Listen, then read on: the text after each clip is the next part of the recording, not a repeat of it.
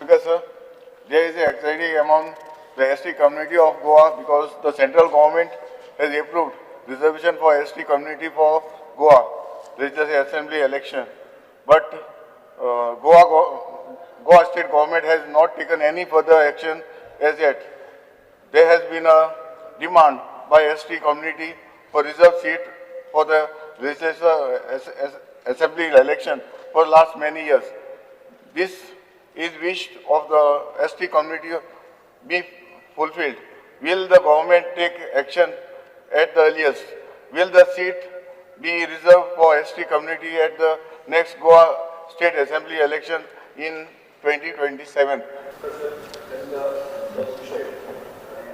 समोर हाडलेलो आसा ह्या विशया संदर्भात भारत सरकार